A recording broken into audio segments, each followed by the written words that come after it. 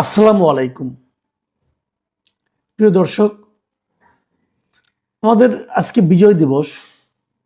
যদিও কিছু কিছু ইউটিউবার এই দিবসকে 16ই ডিসেম্বরকে বিজয় দিবস বললে, যদি আপনারা কেউ বলেন কি আপনাদেরকে তার স্ত্রীর স্যান্ডেল দিয়ে পিটাতে চেয়েছেন, তারপরেও আজকে বিজয় দিবস। হয়তো আপনারা বলবেন, ভাই পাগলে কিনা বলে সেটা নিয়ে আপনি কথা বলছেন কেন? বলছি এই কারণে যে তার দ্বারা কেউ কেউ উদ্দীপ্ত হচ্ছে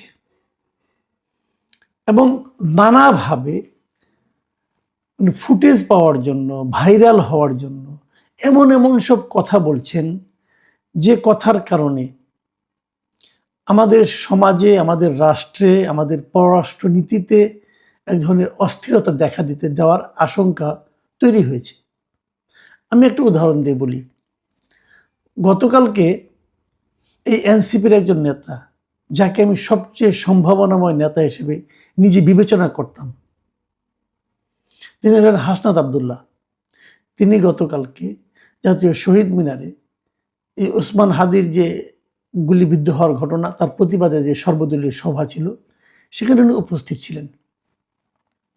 সেই উপস্থিত থাকার পর সেখানে উনি একটা কথা বলেছেন। সে কথাটা আপনাদের আমি আগে প্রথমে পুরোটাই পড়ে শোনাই।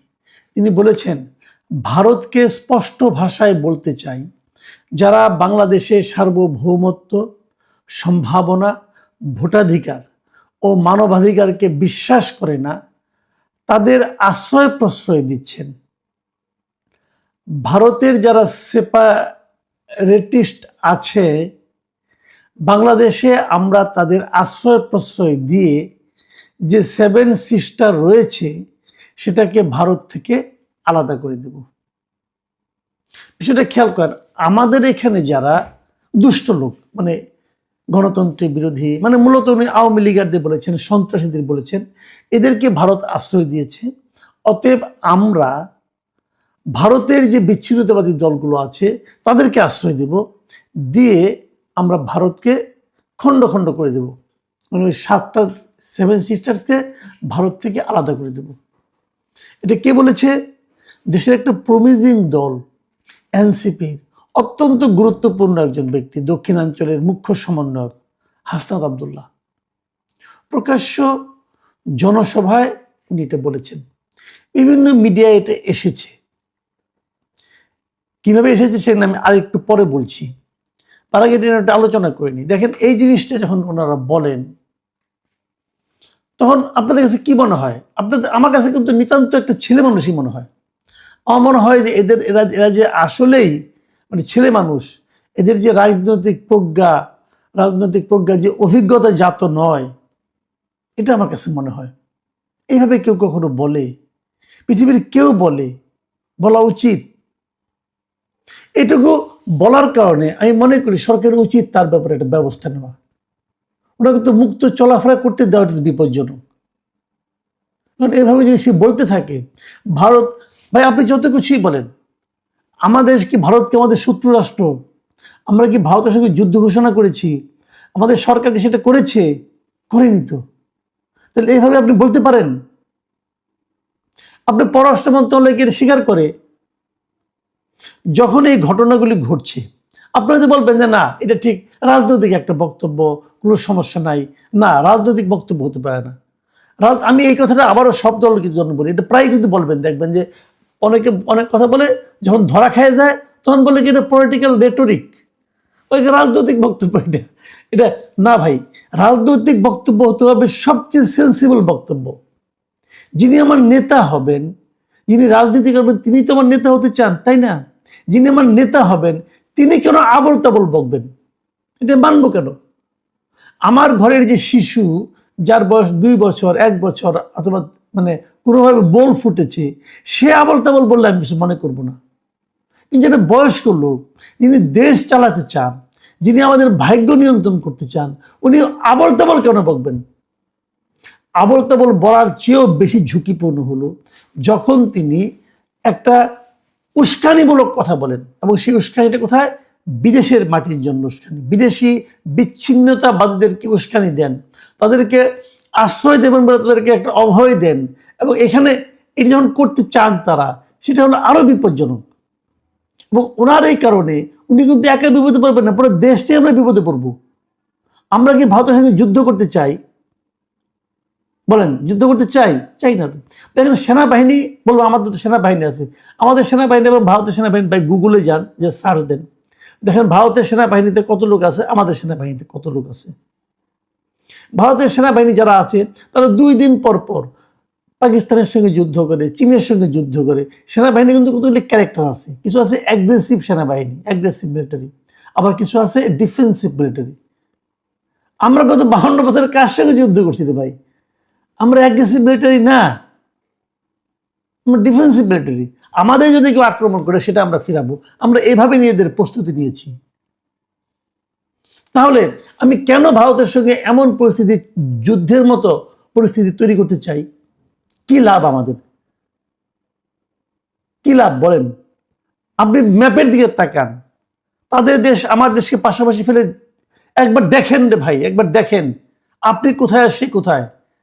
তাদের সেনাবাহিনী, তাদের সামরিক সরঞ্জাম, রসদ একটু পাশাপাশি ফেলে দেখেন আপনি কোথায় আর ওনারা কোথায়।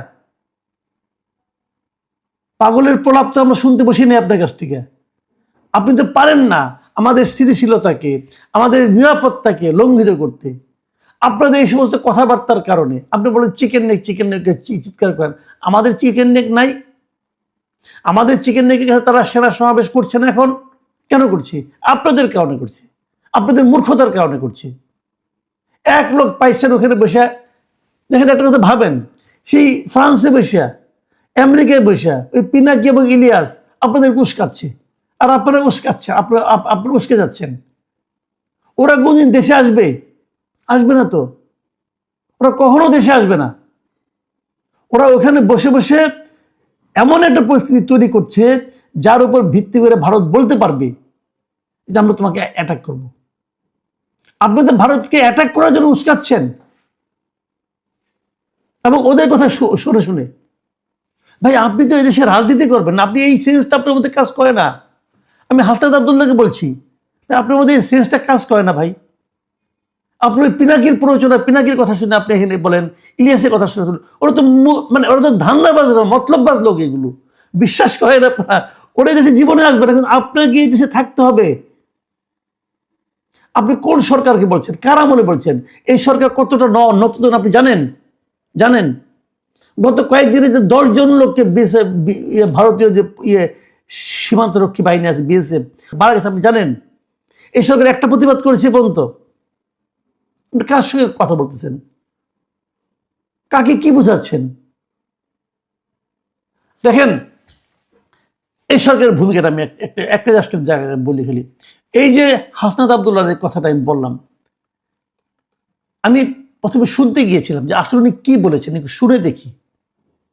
আমি না বেশ কয়েকটা মানে আপনার ইউটিউব দেখতে গিয়েছিলাম, যে হুবহু শুনি, পত্রিকা তো পড়লাম, একটু হুবহু শুনে দেখি। আমি ইউটিউবের চ্যানেলগুলো খোঁজা শুরু করলাম। আমি বেশ কয়েকটা ইউটিউব চ্যানেল খুঁজেছি, কি পেয়েছি আপনাদেরকে বলি।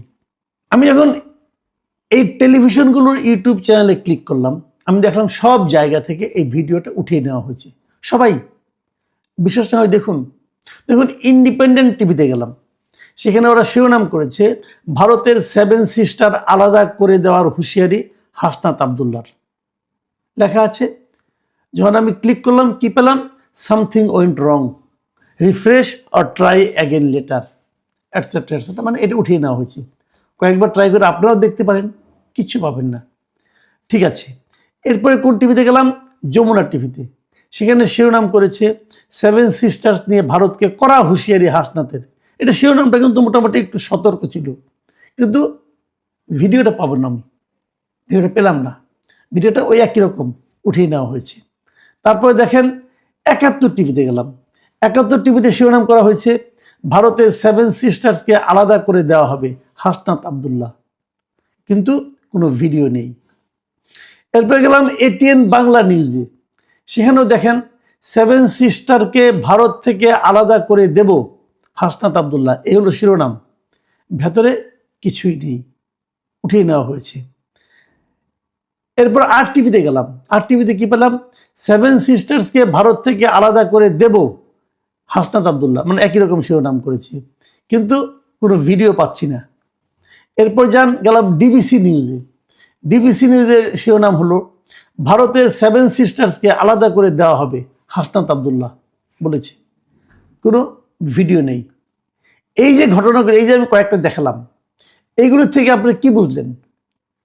এই ভিডিওগুলো তুলে নেওয়া হয়েছে। কে তুলে নিয়েছে? কেউ তো স্বীকার করবে না, কিন্তু আমি নিশ্চিত এটা আমাদের সরকারের পক্ষ থেকেই এই ভিডিওগুলো তুলে নেওয়া হয়েছে। সরকার এটা দেখাতে চায় নাই। সরকার বুঝতে পেরেছে যে পাগল ছাগল পোলাপান যা কিছু বলে এটা আমরা বহন করতে পারবো না। সরকার বুঝেছে, কিন্তু এরা বুঝে না। কি চান দেখেন, কয়েকটা গত 2-3 দিন ধরে একটা বয়ান চলছে, খুব চলছে, যে আমাদের বিজয় দিবস, কেন বিজয় দিবস না, কেন এখানে উসমানী ছিলেন না, অমুক ছিলেন না, তমুক, এগুলো অনেক আলোচনা হচ্ছে। আজকে আবার মোদি দেখলাম একটা স্ট্যাটাস দিয়েছে, সেটা নিয়ে আলোচনা হচ্ছে। এটা নিয়ে প্রয়োজন পরে আমি করবো, কিন্তু আমার কথাটা হলো কি, কে সিগনেচার করলো, কে সিগনেচার করলো না, এটা তো ওটা নানা রকম কাহিনী আছে। ইতিহাসে বইগুলো পড়লে বুঝতে পারবেন। আপনারা যদি চান আমি একদিন একটু করতে পারি, আপনারা যদি চান বলবো আমি এগুলো। কিন্তু কোশ্চেনটা হলো কি, বিজয়টা তো আমাদের হয়েছিল রে ভাই। 16 তারিখের পর তো পাক বাহিনী সবাইকে বন্দি করে নিয়ে যাওয়া হয়েছে। এই যে তো মুক্ত বাংলাদেশের লোকজন বসবাস করেছে। 16 ডিসেম্বরও অনেক পরে, প্রায় 20 দিন পর, 20-22 দিন, প্রায় 24 দিন পরে বঙ্গবন্ধু শেখ মুজিব এই দেশে এসেছে। তুমি তো তখন ছিলেনই না। কাজেই উনি দেশটাকে বিক্রি করে দিয়েছেন, করদ রাজ্যে পরিণত হয়েছে, হ্যাঁ, এগুলি বলে এই সমস্ত বয়ান দিয়ে আপনি এন্টি ভারত সেন্টিমেন্ট উস্কে দিতে পারেন, দেন, আমার কোনো আপত্তি নাই। কিন্তু যুদ্ধ লাগাতে চাচ্ছেন কেন? এটা কেমন কথা রে ভাই? এটা কেমন কথা? এই যুদ্ধে আপনি কি অর্জন করবেন? এই যুদ্ধের মাধ্যমে আমি মনে করি এই সমস্ত এলিমেন্ট যারা আছে, সে পলিটিক্যাল হোক, নন পলিটিক্যাল হোক, যাই হোক, এদের ব্যাপারে সরকারের একটা সিদ্ধান্ত নেওয়া উচিত। অবশ্যই সরকারের সেই হেডম আছে বলে আমার কাছে মনে হয় না। তাদের এই হেডম কাকে? আনিস আলমকে ধরে নিয়ে যাবে। আনিস আলমকে কি বলেছে? আমি অনেক চেষ্টা করে খোঁজাখুঁজি করলাম গত 2 দিন ধরে, আনিস আলমকে কি বলেছে? যা বলেছেন উনি, তার উপরে ভিত্তি করে আপনি সন্ত্রাস বিরোধী আইনে মামলা করতে পারেন। সরকার পারে এটা? আমার কাছে মনে হয় যে এই সরকার আত্মহত্যা করার দিকে যাচ্ছে ধীরে ধীরে। সারা দুনিয়ার কাছে আনিস আলমকে একজন ব্যক্তিমাত্র নয়, আনিস আলমকে ঘটনা এই সরকার হ্যান্ডেল করতে পারবে? আমার তো মনে হয় না। কি জবাব দেবে তারা?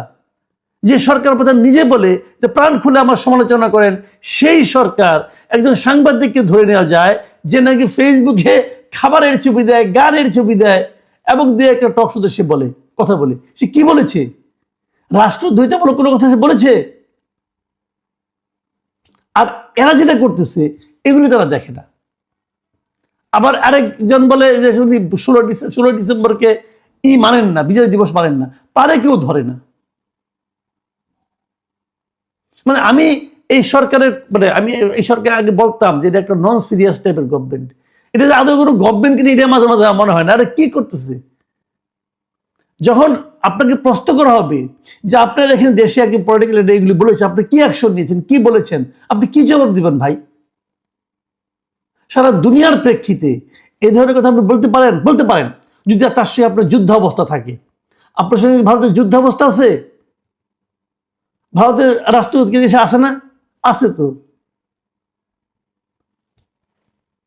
প্রিয় দর্শক, আমি জানি না আমার এই কথাগুলিকে কি খেয়ে নেবেন। ওই পিনাকি একজন তার কিছু ভক্ত আছে, ভক্ত বালক, তারা বলবে এই তো ইন্ডিয়ার দালালকে পাওয়া গেছে। ভাই, দালাল হুট করে একজনকে বলা যায়, বলা তো খুব সহজ, কিন্তু প্রকৃত ঘটনাটা কি চিন্তা করে দেখেন। প্রিয় দর্শক, এখন এ পর্যন্তই। আল্লাহ হাফেজ।